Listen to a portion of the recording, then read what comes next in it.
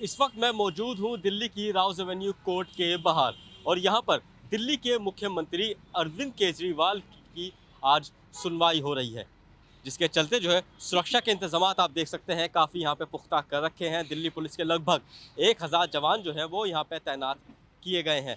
आखिर आज कोर्ट में क्या होगा या क्या होने वाला है, इसी सिलसिले पे हम बातचीत करते हैं अपने वरिष्ठ संवाददाता मुकेश गुप्ता से। मुकेश जी, ये बताइए, जिस तरह से राजनीति गलियारों में लगातार हलचल मची हुई है, अरविंद केजरीवाल की आज जिस तरह से ईडी की जो वो थी वो खत्म हो रही है कस्टडी, तो क्या लगता है क्या होने वाला है? देखिए वाजिद, कोर्ट के अंदर क्या कुछ होगा तो जुडिशियल का प्रोसेस पे डिपेंड करता है। लेकिन आम आदमी पार्टी के नेताओं से हमारी बातचीत हुई और उन्होंने कहा है कि आज खुद अरविंद केजरीवाल ईडी के सवालों का जवाब देंगे। वो खुद जज साहब को समझाने की कोशिश करेंगे कि जो शरद चंद्र रेड्डी है वो इस मामले का मास्टरमाइंड है और उसने एक बड़ी जो रकम है वो भारतीय जनता पार्टी के अकाउंट में इलेक्ट्रल बॉन्ड के माध्यम से ट्रांसफ़र की है। इस मुद्दे को उठाया जाएगा और ये कहा जाएगा कि शरद चंद्र को भी कटघरे में खड़ा किया जाए। अरविंद केजरीवाल पूरी तरह से बेकसूर हैं। हालाँकि क्या वाक़ई राउज़ एवेन्यू कोर्ट में उन्हें दलील देने का मौका मिलेगा, ये अपने आप में एक बड़ा सवाल है, क्योंकि अ अ, जो वकील होते हैं वो प्रोसीडिंग का हिस्सा होते हैं और जो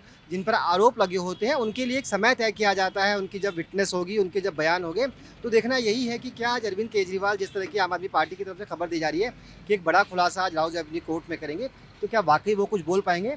वहीं दूसरी तरफ जो कि आपने राजनीतिक गलियारे की बात कही, चूँकि बीजेपी इस मुद्दे को कहीं भी छोड़ना नहीं चाह रही। बीजेपी लगातार इस मुद्दे पर एक्टिव है और बीजेपी के नेता तमाम प्रेस कॉन्फ्रेंस कर रहे हैं, दिल्ली में विरोध प्रदर्शन कर रहे हैं। अरविंद केजरीवाल की गिरफ्तारी के बाद उन्हें सीएम पद से सस्पेंड करने की भी मांग की जा रही है। याचिका वो भी कोर्ट में लगाई गई है, उस पर भी पैरेलल सुनवाई चल रही है।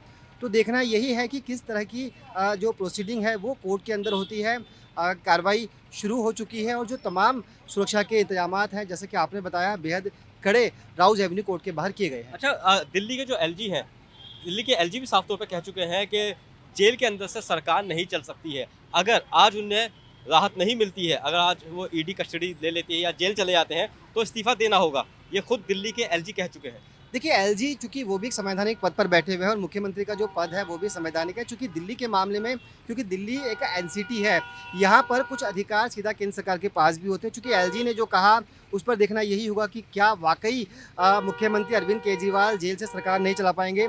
पिछले 4-5 दिनों के दौरान हमने देखा कि लगातार अरविंद केजरीवाल जो आदेश वहाँ से जारी कर रहे हैं उसको पार्टी के जो तमाम बड़े नेता हैं वो मीडिया के माध्यम से जनता तक पहुंचाने की कोशिश कर रहे हैं। हालाँकि इस पर भी सवाल उठ रहे हैं कि क्या वाक़ई अरविंद ईडी भी केजरीवाल कटघरे में है। जी, कि क्या वाक़ई अरविंद केजरीवाल इस तरह के कोई सवाल या अरविंद केजरीवाल इस तरह के कोई ऑर्डर जेल से जारी कर सकते हैं? जो जारी किए जा रहे ऑर्डर हैं वो उनका फ़ॉर्मेट क्या है?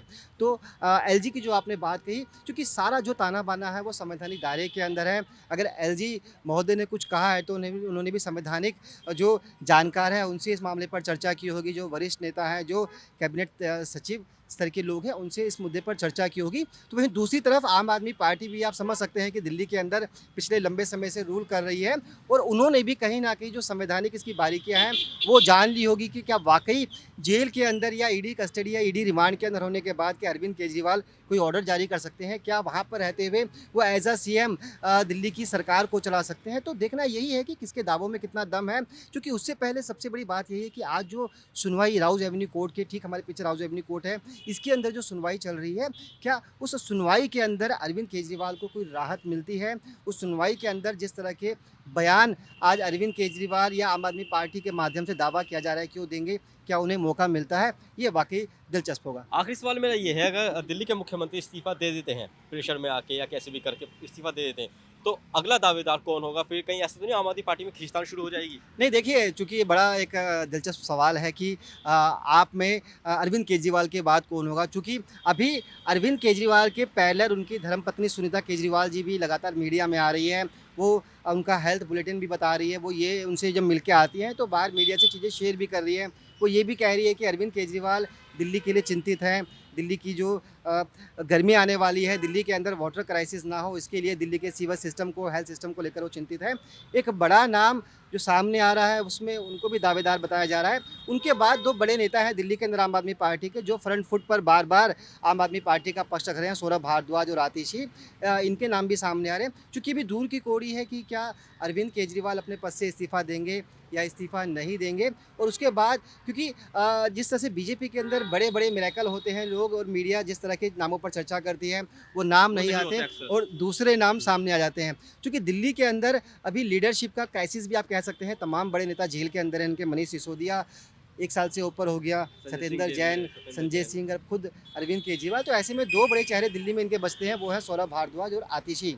देखना यही है कि क्या इन पर दांव पार्टी खेलेगी या फिर अरविंद केजरीवाल जेल के अंदर से ही इसी तरह से सरकार चलाते रहेंगे। बहुत शुक्रिया। तो जिस तरह से जो है लगातार जो है ये कयास लगाए जा रहे हैं कि अगर दिल्ली के मुख्यमंत्री को आज राहत मिलती है तो फिर वो अपने पद पर बने रहेंगे, अगर राहत नहीं मिलती है तो अगला मुख्यमंत्री कौन होगा।